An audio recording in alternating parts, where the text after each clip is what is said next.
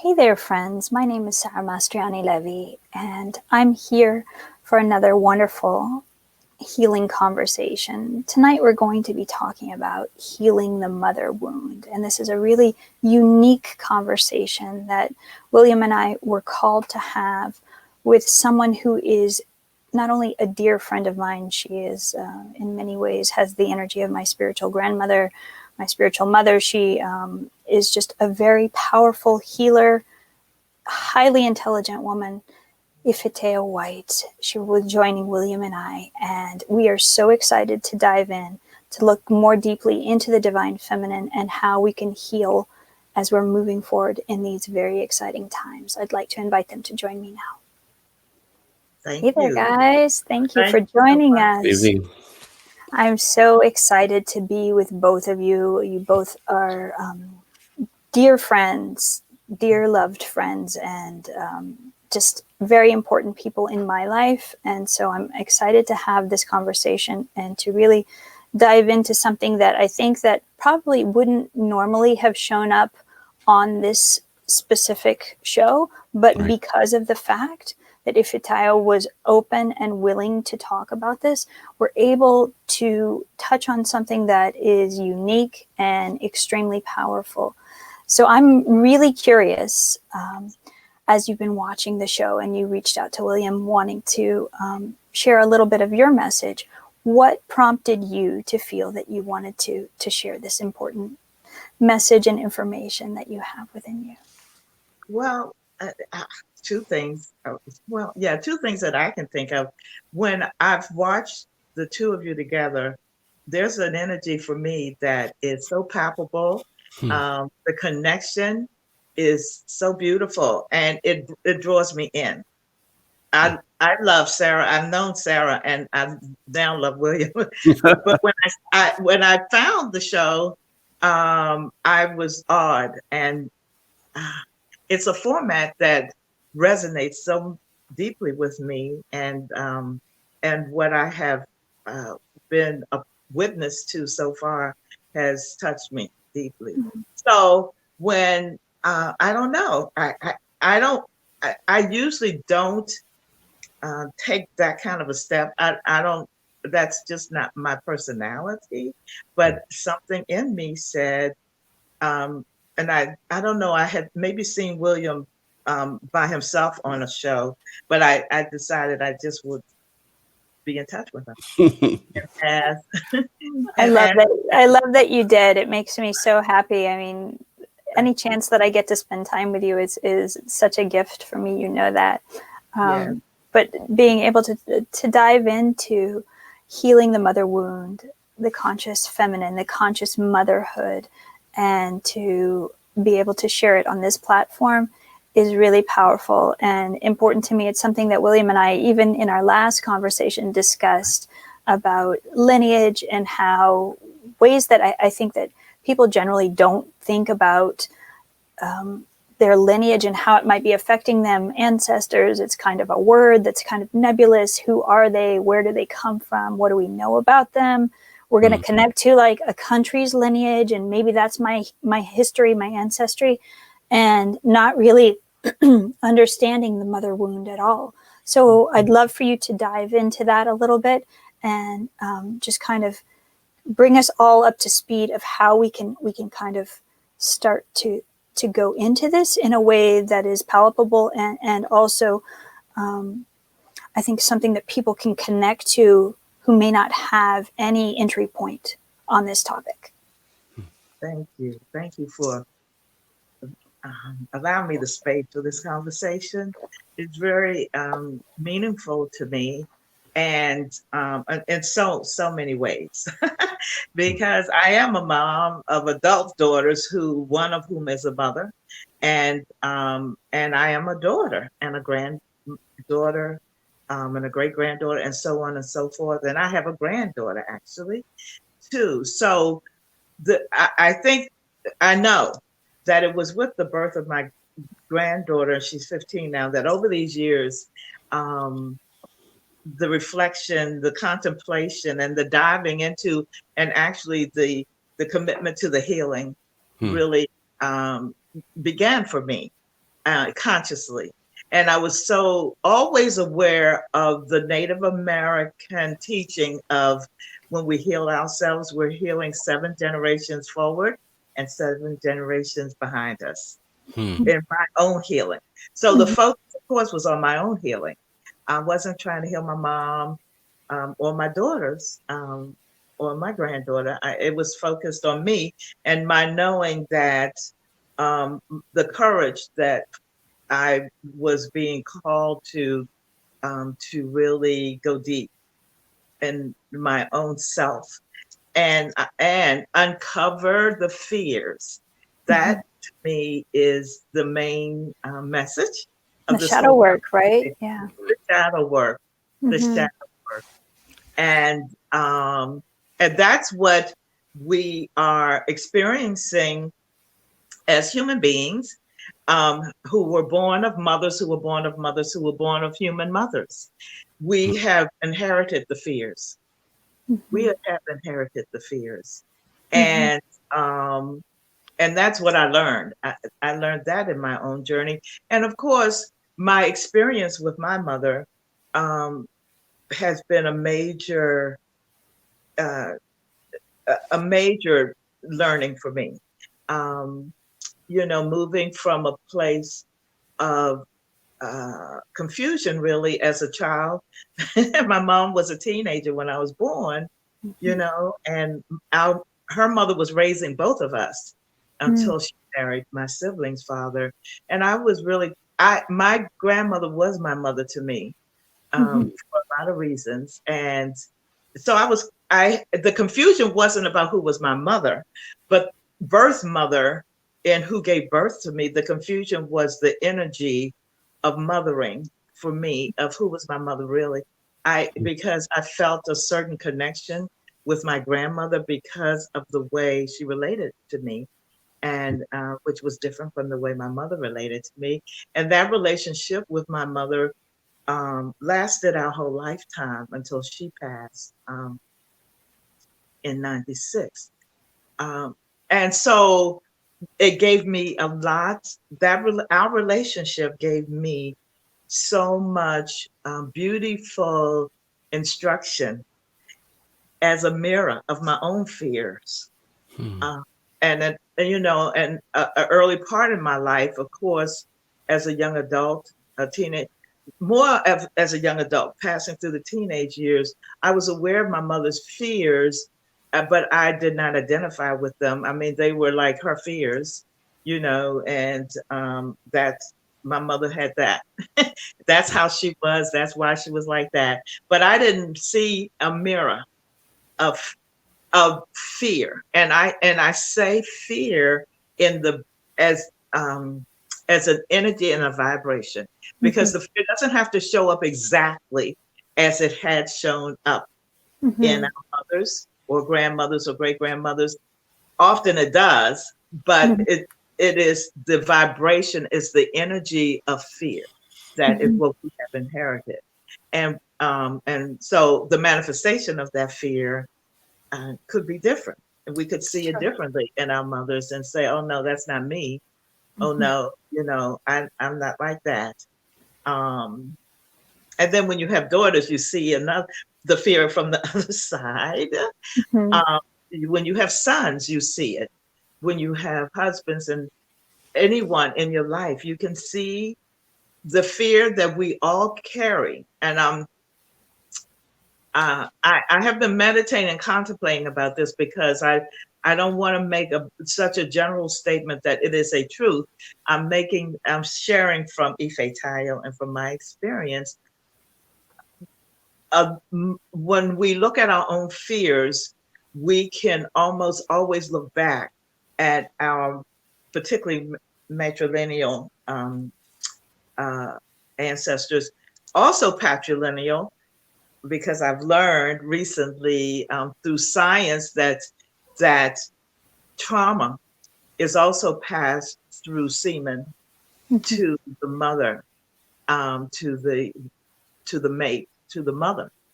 That is also genetically passed to children. That's a whole nother subject which I love, Hmm. and this is how all of this. these energies, I'm talking around because that's what I do, but all of these energies get passed on to us through so many ways.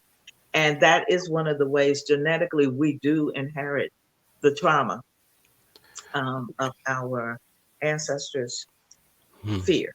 I'm just going to use the word fear, Fair. but trauma Wow. is actually what it is. Yeah.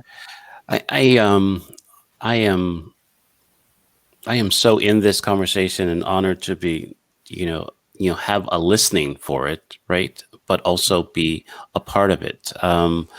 There is, it feels like so often that when I look at, healing or wounds or something like that, it feels like, um, instead of looking at our fears, as you said, which was beautiful, it's like look for who to blame, right? It is more, and it's like that energy. I felt like, um, many years in my life there was, looking to, um, who to blame for the traumas, the the areas of my life that, that needed healing. How can we not look for blame, but just look to the fear, look to, I guess, the answer to that. One of the ways that comes to me immediately, William, from what you shared, is the universality of this experience. The universality to me speaks of the fact that no one was doing something necessarily on purpose. We do know there's perpetrators, yeah, in our lives and outside, but this is universal. This is a part of human journey. So we can take it out of the context of someone having done something to me. And that's a level of maturity. That's a level of growing up that we're all being asked to rise to, because of course it feels like somebody has done something to me. Somebody didn't do something for me or harmed me. And so as we mature spiritually and yeah, in all the ways, we can begin to see that in fact, every human being is on this journey. Every human being is on, regardless of the most perfect, quote unquote, birth that a mother could have, or the most perfect upbringing that a child, there will be a wound. There will be fear that has been passed on. So it is universal. And it does take a level of growing up, of maturity to really see it and to experience these experiences that way as human. A part of what is propelling me, what experiences have been propelling me to grow, Hmm. to to evolve, to mature. These are these are in fact the gems. Hmm. These are the gems that we've been given for for our journey of evolving, evolution, and expansion, Mhm. and growing into um, the loving human beings that we have been.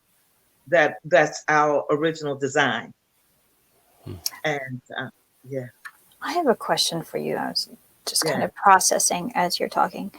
Definitely resonates within me, and something that I work with and practice with is this yes, knowing that I've passed, my children carry everything that I carry, and my mother and father and many that came before us.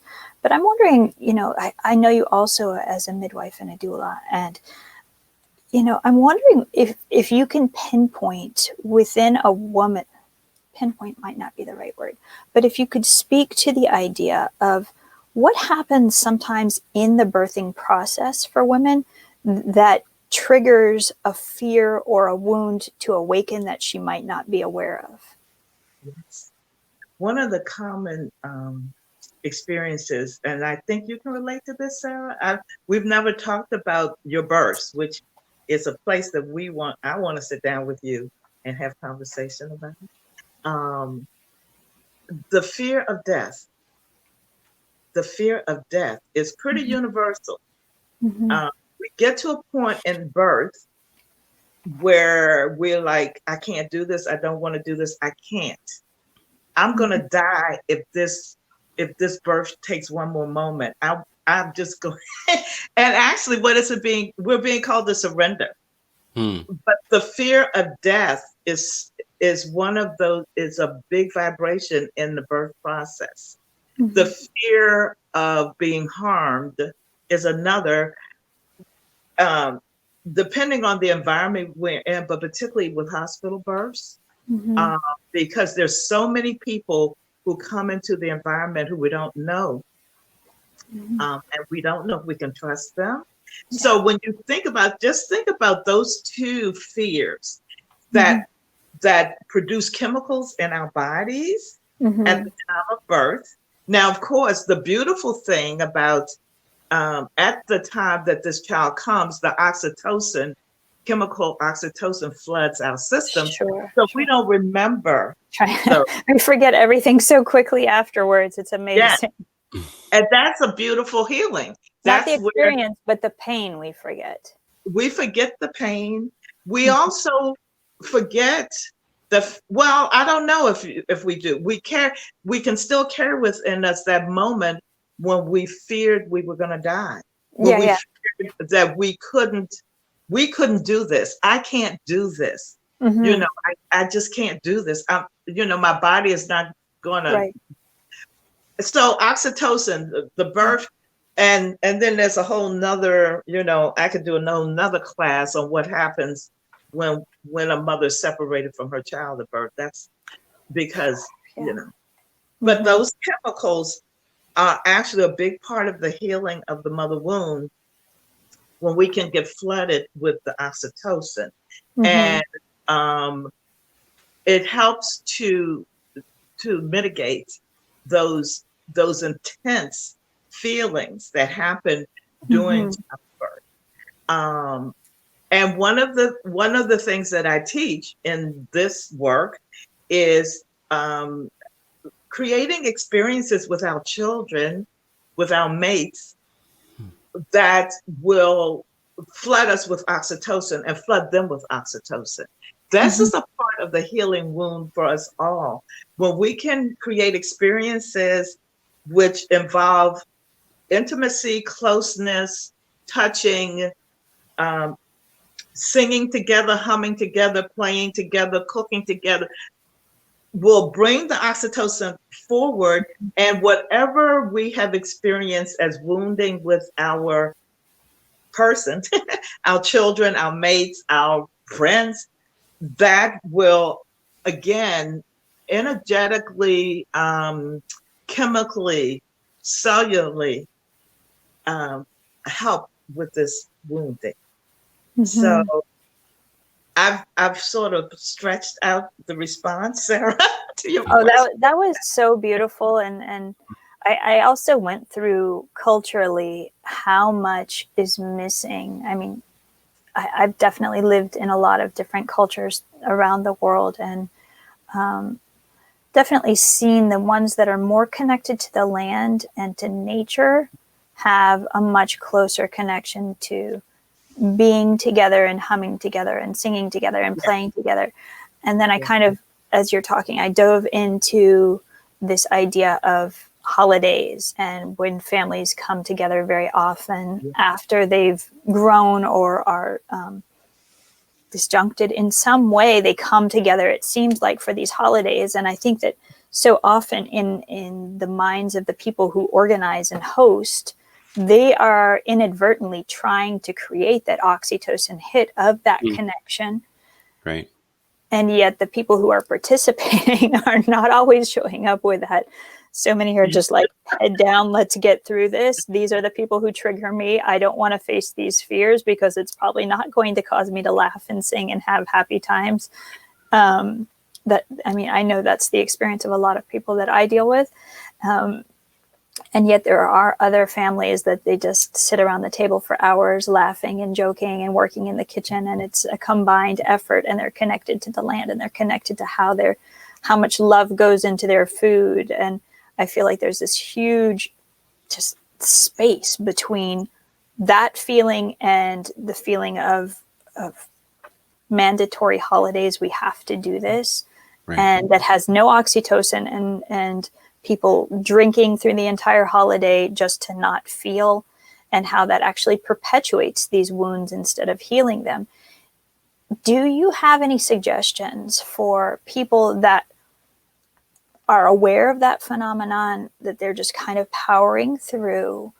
They want to heal the mother wound, and yet, or create experiences that would be positive within their family lineage for their children, showing generations coming together. And yet they don't want this to be like, when I was a kid, you did this kind of thing, to be like, so often that's where the fears and that stuff. I know that was kind of a complex question, but like, how can people begin to heal this wound? Probably not at the Thanksgiving dinner table, right? But how can they begin to heal this wound when they want to do it, but they just don't know how to start? Yeah, that's a beautiful question also. And the first thing that came to my mind, and that's where I'm going to go because that was the first, is there's a place of silence to me that we can all just stop. We can just stop. We can stop trying. We can stop forcing. We can stop wishing something had been different. Just stop. Just stop and just be quiet and feel. After, sometimes, and I'm saying that realizing that can be hard for some people too. To stop themselves, from diving in, going shopping, over this and over thating to fill that void.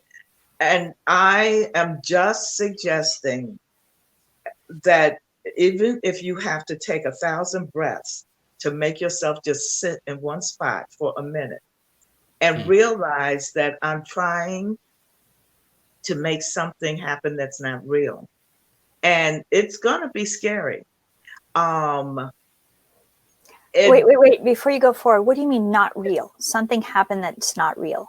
Oh, to make something happen that's not real, which you spoke of earlier in trying to create, something made up about my family that just, coming together for Christmas, Thanksgiving, but it's going to be real. We're going to really care about one another. We're going to really honor one another, and we're going to have a good time. We're going to laugh, but it's all kind of made up sometimes, depending, Yeah, for sure. So the people you're speaking about, that's what I'm referring to. And I am a big believer that our heart knows what to do. If we can stop long enough and really feel and have the courage to feel if it's a yes or a no for me, we will know if it's a yes or a no. And if it's a no, honor the no. Honor the no, whatever that means. If it means speaking the words that I really don't want to go there for Christmas or for holiday, or I really don't want to. It's going to be too quick. If it, whatever it is, or the no, or the yes could be. Before I always did this. I always spent. I overspent money. I overdid. But this time, I want to be more real. I want to just give cards. I want to make a gift. I will feel more real about my and honoring what's real for me, which will be a vibration that everyone. And see, this is being an energy worker. To me, it's all about the energy. It's all about the vibration that will speak louder. And some people might, have pushed back against it because they want you to participate in their made up family their story. Stuff. Yeah. But the energy eventually, and I'm speaking really through my own experience, because I had a lot of pushback from my family who believed in all of that, all of the creation of let us look like this. And once I learned to trust my heart, and eventually the pushback stopped because I continued to say, I can't do that, or this is my gift, or the girls, my daughters and I, we made these gifts for you guys this year, or whatever. Or when I was a vegetarian, I don't eat meat anymore. And when I stopped drinking and stopped smoking, I don't drink. I can't. And that was for my family, big push, Mm-hmm. But eventually the vibration of that I bought in honoring myself as a demonstration of how you honor yourself Mm-hmm.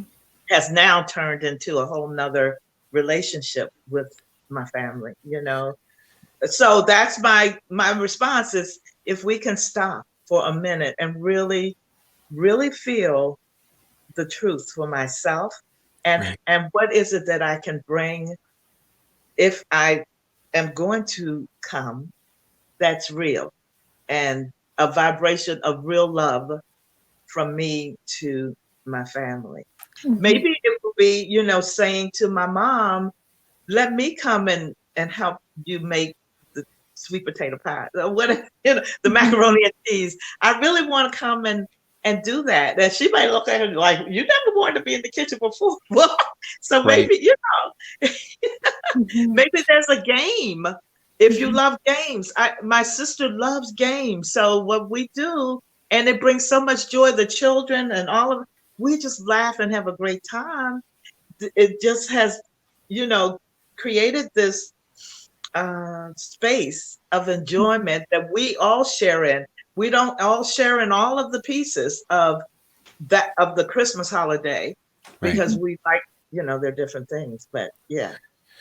Yeah, the one thing that was coming up from your sharing, and thank you, is that I guess in the process of healing, right, on that journey, when we become aware of, traumas, hurts, and, there's no blame associated with it, and then we want to honor that, as you were saying, it sometimes it feels, from my experience, is that it is received as you are separating yourself from them. You are rejecting them, even their story that is, not the truth. Yeah. But it is still this feeling. And there was many times that I felt that I rather just, one, not honor what I'm feeling, and just go. I would say things like, there's a time limit on this, an Mm-hmm. expiration date, what I would say, so it is like, okay, this is a couple days, this is what I'm going to deal with, and then I'm out, but it really felt like no one is really being healed in that. It is Yeah. just this game. And so there was something else that I wrote down that I don't know if this is a part of the question or the inquiry, is that there's a lot of not being aware of the traumas, the hurt, and kind of really what it is. And then there's a lot of hiding and shame around it. That there is an awareness, but you're keeping it from people. You're not, your people don't have access to what the real fear is, what is really has been going through the generation. How can we get access to, I want to say, the truth, without not honoring?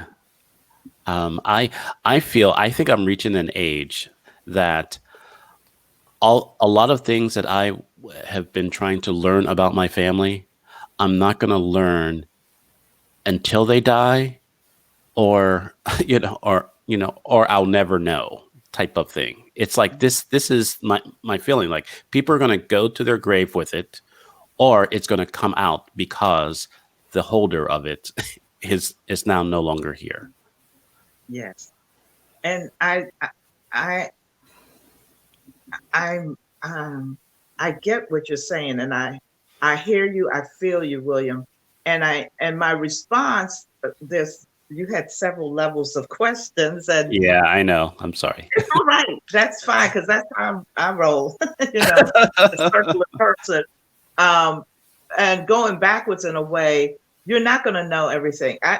We we won't. Some of us are blessed in families that there's all the tales, all this history, everything. There's some families, such as mine, that a lot of secrets were kept, for one thing, Mm, and a lot was not shared. There's a lot I don't know. mm, Um, and but okay, what we know, and this is where I get to the universality piece. It's not about the specifics mm. necessarily. Got it. It's about the universality of fear, of trauma, fear, shame. Okay. Yeah. Every one of our relatives has had that experience. Our mothers, our grandmothers, our fathers, our grandfathers. Trauma, fear, shame, honey. It's been That's what we're healing. It doesn't matter the specific story.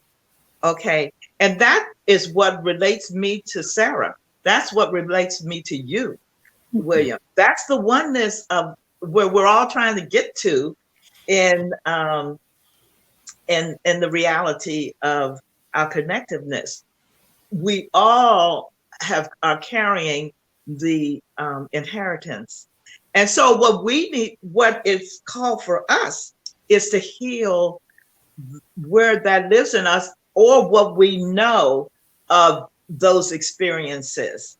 As folks who either came as enslaved Africans to this country, or indentured folks, you know, from Ireland or England or whatever, the trauma of of the being removed from homeland, or being enslaved or indentured for your life, it lives with, like, how many Americans, you know? Mm, Uh, it's universal.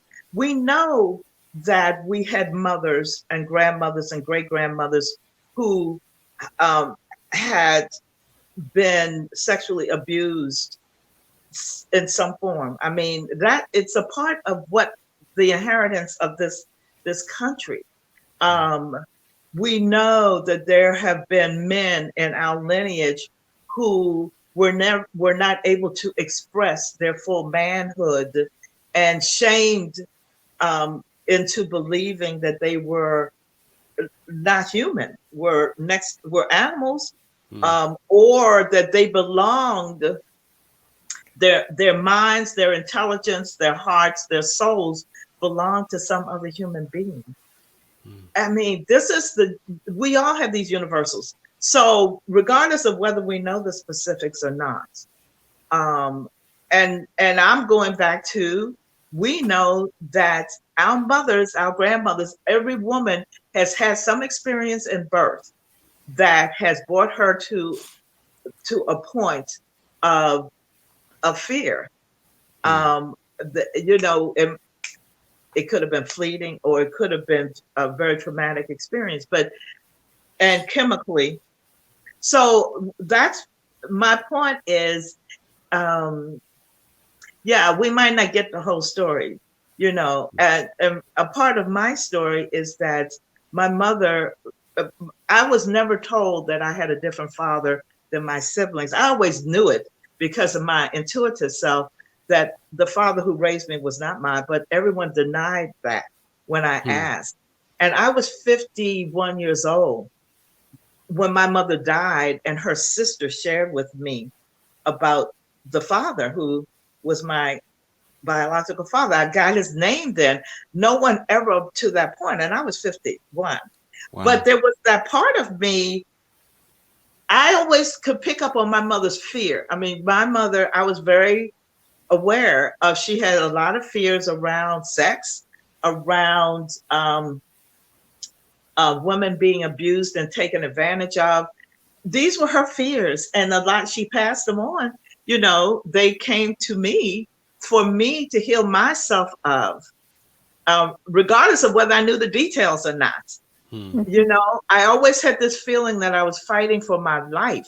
There was Wow. something in me that felt like, and what I realized is I was fighting for my, in Ifetayo's life, that was separate and different than the family's version of how I should be and how we all should be. Wow. I'm always rebelling, pushing against, fighting for, finding out what is true for me. What do I really want to do?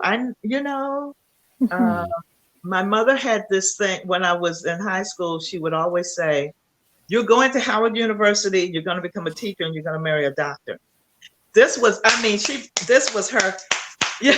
Right. Because Wow. she didn't graduate from high school. My grandmother didn't either. I was the first graduate from high school, and definitely the first to go to college and graduate from college. So they had these ideas of who I should be, and fears of, if I wasn't those things, I wasn't going to make it in the world. Well, here I am. I'm none Right. of those.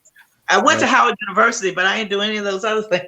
And but I didn't get a degree in teaching. And you're my Dr. William. You're my Dr. Sarah. I mean, I have all these doctors of wisdom in my life. It's not, Mm. but you know what I'm saying? These are the creations out of fear. Hmm. Get a good job, get a 9 to 5 and make the money, whatever. It's Right. just a whole, and those are the wounds that we wouldn't call them wounds necessarily. They're the fears that our families have passed on to us because of their own trauma, their own shame, their own, woundedness. I have a Find question. yourself. Yes. Yes. Oh, I didn't mean to cut you off. I wasn't No, sure that's that you all would. right. I'm ready for you to cut me off. Not at all. So we've kind of dove into how mother wounding is passed on through genetic lineage. But I want to go into something else. This is a side of you that I know, and a way that's probably not as common for other people to think about mother wounding. It's not only accessing the divine feminine in the masculine and the feminine, which exists in both, but in so many traditions, we think about past life and reincarnation and choosing our parents and choosing our lessons, our life lessons before we come in, and knowing that we need to heal this. So there's the genetic DNA, and then there's the energetic DNA, if you will, that we're trying to heal. And really thinking about how, this is something that is not commonly discussed outside of energy communities, but this is something that I know that you are just such a master of speaking to. And I feel like we would be remiss to only stay on the level of genetic lineage without talking about energetic lineage and how we choose our wounds, we choose our fears, we choose our life experiences long before we're born. We choose our parents and the families we'll be born into. And I know that won't resonate for a lot of people, but I think that you have a lot of expertise in speaking to that, and how sometimes we're born female, sometimes we're born male, sometimes we're born as, we were sisters, we were brothers, we were mother, daughter, whatever the in different lifetimes that could have been, and how we're healing that in different ways. Yeah, I love that too. I love that too. I'm an integrationist, so I just, in all the ways. So for me, that conversation, Sarah, just is woven into, genetic and how did you go? Energetic. I love it. Because for me, there's one, I don't like goal. It's not goal. There's one calling for every one of us. And the calling is for us to return to our original design, return. return to our original design, Mm-hmm. which means to me that all of that is happening energetically and genetically. When we say we're going to heal the mother womb, that's what we're doing. We are clearing ourselves as much as we can of what has been holding us back in any way from the full expression of our human being self, which Mm-hmm. is a return to original design.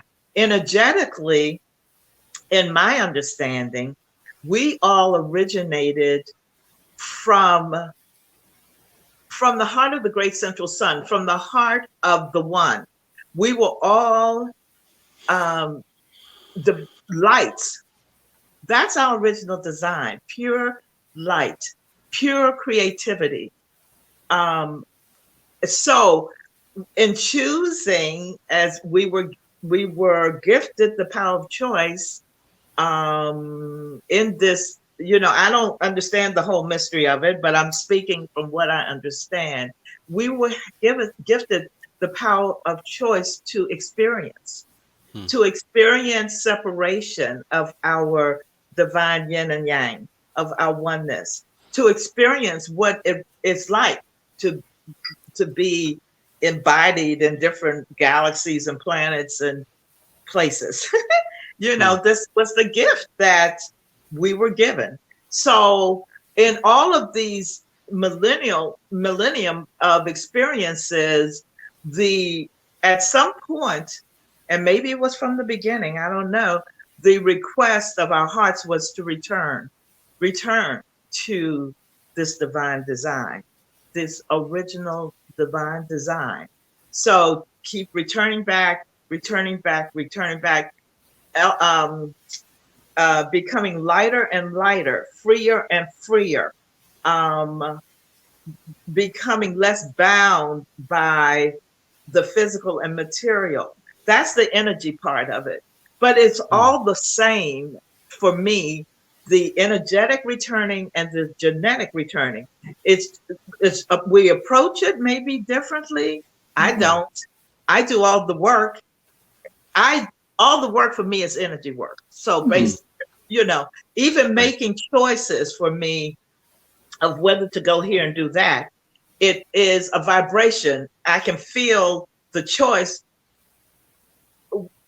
has energy for me. It's a no or a yes. So it's all for me the same work. We can just approach it from any level that we want. Clearing our beliefs and our thoughts. We can work from the mental plane to get ourselves just, why do I think like that? I noticed that my family thinks like that, those beliefs I have, and just beginning to change those. So the calling is to return to our divine design. And it can take as many lifetimes as we choose to as we choose for that to take place. That's the choice. And as we make our choices to heal our wounds and to return to the divine design, we are lifting the planet. We are lifting everyone else. It does not have to, if we know that for everyone, for this to click into everyone's consciousness, it doesn't take everyone to have this desire or knowing. It takes a critical mass. So it means just a certain number of us. Right. Yeah. Yeah. And then everybody's going to be like, wow, it's time for me to heal my wounds. And to return to innocence is a whole nother theme I love. The return to innocence, which is the physical energy healing that, so for me, it's still another part of the interconnectionist. I'll return to innocence, which I love that theme in our physical healing. It is the calling to return to innocence, to that place of, prior to the impact of the woundedness that we inherited and the experiences we've created for ourselves through the lifetimes in this lifetime. The pure the purity, the innocence, the joy, the being as free from fear as and this is, how we want to raise our children. This is what a part of our own, and in my knowing Sarah and some of her ways of raising her children. And also I join her in that, um, allowing our children, creating the space for our children to thrive in their innocence, in their purity, in the innate gifts that they have, and not try to put them into, from our fears of what might happen to them if they decide to be musicians. They're going to be starving in the street. Or, in my case with my girls who are, my women, who one is a writer, TV producer, and one is a psychic and medium. But, just allowing them and nurturing their return to innocence, of their freedom, of their pure joy, and holding and healing my own fears of what might happen to them, and myself, if I allowed myself to live in that innocence, and allow my children, and encourage my children and grandchildren, and my mother, who's I need to back up a little bit and kind of like help myself, but also help the people who are listening to understand how to bridge something that we talked about. We keep saying doing the work. And then we hear this energetic idea of love and light, which is the divine essence that we're returning to, and returning to this innocence. And I think we all crave that on some level and are kind of confused about how to do it. And then this term that we hear often in the energetic communities of spiritual bypassing. How does someone who is just now like first hearing about mother wound in this way, how do they start to do the work when they don't even know how to, it sounds great to return to innocence. It sounds like I want to get rid of these fears. I want to conquer them. I want to start addressing them. But how do I begin to address this mother wound if it's something that hasn't been, discussed in any way? What is this work business you guys keep talking about? I go to work every day. What are you talking about? I love it.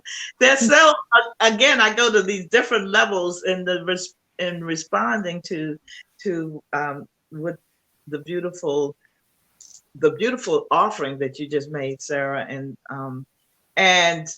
I had, my mind was just going all kinds of places, because I'm always about, first of all, recognizing what fears are holding me back. If I just go there, that is so rich. What fears are holding me back from all that my heart desires and from being all that I imagine myself to be? If we just go to where the fears are, and if we can start with just finding somebody to talk to about this, that, sometimes we can't just figure it out by ourselves. Somebody who we trust, it could be a paid professional, or it could be a friend who we've noticed has been able to bring about that which I am wanting to bring about. That's a good place to start, is to find somebody, if you can't see that, and figure that out yourself. But getting in touch with our fears, and especially our traumas, the places that we feel really stuck, the phobias, the panics, the anxieties. Look at them. Look at them. They're there. It's just wonderful. It's priceless when we can, and we have all of those. All of us, depression, we have them. Just stop there. Look at that and say, something what makes us uncomfortable. Yeah. Right. What makes us uncomfortable? Why do I feel uncomfortable around that person, these people in this situation? They're all of these clues, all of these gems are around us. My second, okay, the flip side of that, find the things that bring you joy. What is it? Sing out loud, for heaven's sake. Don't care. Don't care if your voice is whatever. I love walking barefoot. I'm just a barefoot Contessa. And again, it was one of those things that drove my mother crazy. I grew up in DC, concrete city.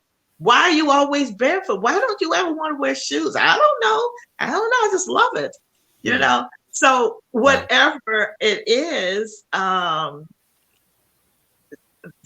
that and begin to incorporate every day something that really tickles your heart, makes you laugh, makes you feel good, gives you chills. So there's both of those ways. And I want to just bring this up right now before we run out of time. The Earth Mother Earth, Gaia, is the divine mother on this planet. She is here in all these beautiful forms for us to connect with. The life force energy on this planet is so strong that will feed us, that will give us that energy, that will bring forth that joy, that childlikeness, that innocence. It's priceless. So our Mother Earth, who never, she will never leave us. She's always here for us. She is big and bountiful and beautiful, connecting with her, her oceans, her rivers, her waters, her everything. And definitely taking care of her. And taking care, healing the mother womb. Yeah. That's another piece that I wanted. I'm glad with that, because that would be a piece I would also want to put forward. The one thing that I wanted to bring in this, you were talking about returning, and I got resetting. I don't think you said resetting, but that's how I feel. I think that's the technology part of me. It's like reboots, reset, all that other kind of stuff. But my word, it reminded me of the word. My word for the year is remember. And how it's been showing up for me is that I am remembering myself. I am putting myself back together. And I didn't understand what it meant. I've been kind of like sitting with that, and then I start this show, one word conversations around language. And the more that I do these shows, the more that what I'm getting is the energy of our language. And the language that we're using causes, I guess, my energy to shift and the change to kind of be present for things. And so the more that you were talking about energy, I was trying to, it's like, we are energy, we are light, right? I'm look to light and I am light. And my representation or my understanding of that comes out through language. And so there is so much of my remembering the language of my light. I don't know where that's going, but it's, I don't know if that makes sense to you, but it Absolutely. Is just, it just feels like I am like learning and unlearning at the same time. And having these words or these feelings or this compulsion to kind of be, and I just, it's just fascinating. So I think I'm closer to healing the wounds than I realize. And I'm just so honored to be a part of this conversation, and just like everything that is just showing up for me right now. That's beautiful. So beautiful. Beautiful. I really think that this is also the other part that we didn't talk about, mothering ourselves, and how by remembering our light and connecting to that, and the things that bring us joy, the things that maybe our own mothers wanted to and couldn't give to us or didn't know, and that we now know that we need in order to remember our light, to feel love, to feel that high vibration of the true loving mother essence that exists in everyone, both male and female, to be an allowance for men, to be an allowance of that softness and that tenderness to permeate them personally and to permeate how they show up together with their divine masculine. We all encompass both, and many other energies. As we're winding down, I would love for Ifetayo to speak a little bit about tenderness and how we can heal the mother wound through incorporating tenderness in different ways in our lives. Oh, gosh, I love it. I do want to reflect back to William because this is connected. Mm-hmm. What you just shared, William, was just so beautiful and so full of tenderness to me. It's a tone. It's a tone in which we speak. That's one of the ways that tenderness is shared. Um, it is a vibration. It's a high vibration. So yes, in the way you speak and the words we use, it is an intention in our connecting with an individual or a group of individuals of um, of sharing healing energy, tenderness. Sharing Mm-hmm. tenderness is sharing healing energy. Tender touch. Uh, um, I had the experience of when my mother was passing, and I have to say, we never had a very close relationship in the way that one would want to have a mother daughter or mothers. But when she was passing, I slept with her for the last 4 months of her life, and I just touched her, which she would never allow me to do that. She was a little touch phobic, I think, but so the sharing of tenderness made a huge difference in my mother's experience of dying and passing over and the love that grew between us in those days. And tenderness brings an energy of melting the trauma because trauma is like frozen energy, frozen fear. Tenderness, come with tenderness and witness what happens to a person who is like fighting and feeling afraid and harm, and you come with a tone in your voice or an energy of your touch Mm-hmm. because it's coming from your heart, and the antidote, the remedy for healing fear trauma is to bring it into softness, bring it into tenderness. Mm-hmm. Even it doesn't mean weakness, it Mm. doesn't mean being a pushover or anything. It really is a whole different um it has a whhole different energy. Mm-hmm. Yes. Yeah. So, in birth, one of the ways that we know to support women in birth is to come quiet, is to come with tender touch, to be of assistance in as a person is dying or transitioning, or through any transition with a child who is upset, with an adult. When you come with a tender touch, with a tender word, with a hug, with it is Mm-hmm. so healing. It changes everything. Yeah. So thank you, Sarah, for Yeah. asking that question, and thank you, William, for being a model of that before Sarah Yeah. asked her Mm-hmm. question. Yeah. I And love this. remembering that piece of ourselves, Mm-hmm. remembering, as you're saying, that's your theme for the year, and remembering that you are a tender person, and that when we behave in ways that are not tender, look at the fear that is under that. Mm-hmm. What fear is driving me to Yeah. feel that I have to behave or act or speak in a way that is not reflective of my heart, of my tenderness, Mm-hmm. of my innocence. And if we circle back to doing the Yes. work, whether it's Yes. ourselves or Yes. other people that we encounter, when we see them triggered, Yes.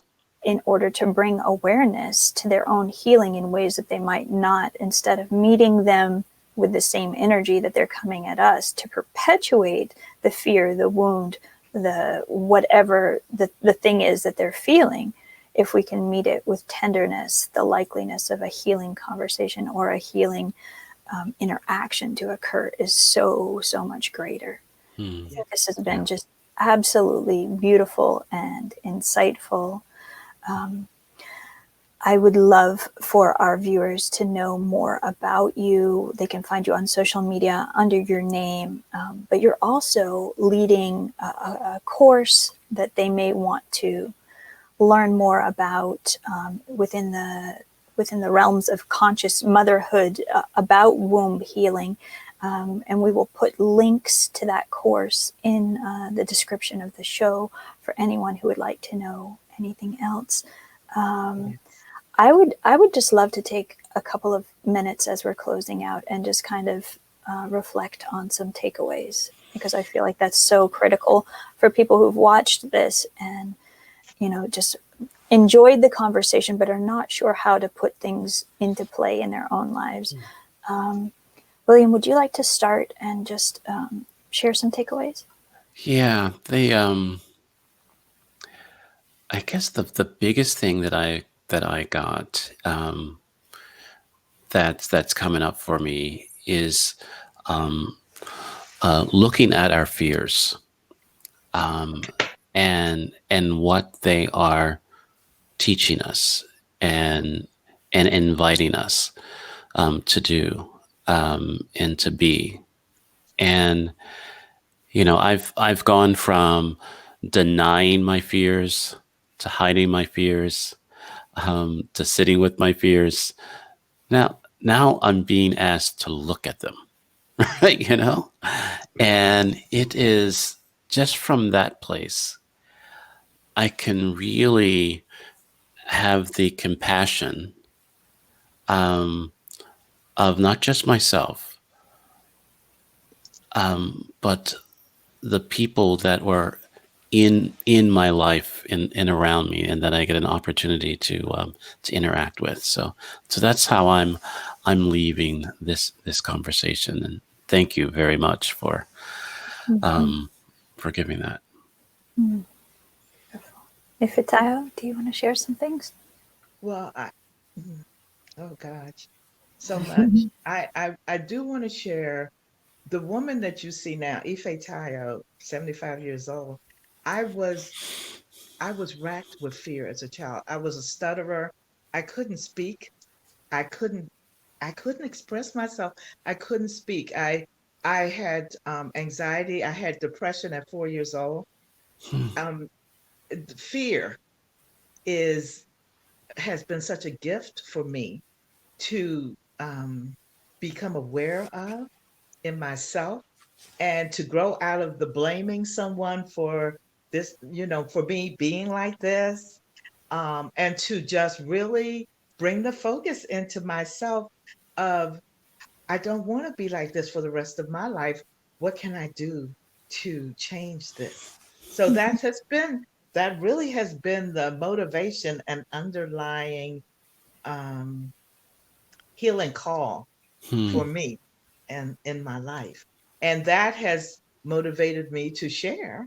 That's how I just sort of got into all this work, and on this path. And I think becoming a mother, I know that that was the beginning, because I was aware of what had been driving me, and I really, from my heart, did not want my children to really have to work it so hard, at uncovering fears that didn't belong to them, um, and to be freer than I. So Mhm. whatever I knew at the time, and that has continued to grow, and that's why I'm sitting here with you talking, because it continues to grow. Great. So, so beautiful.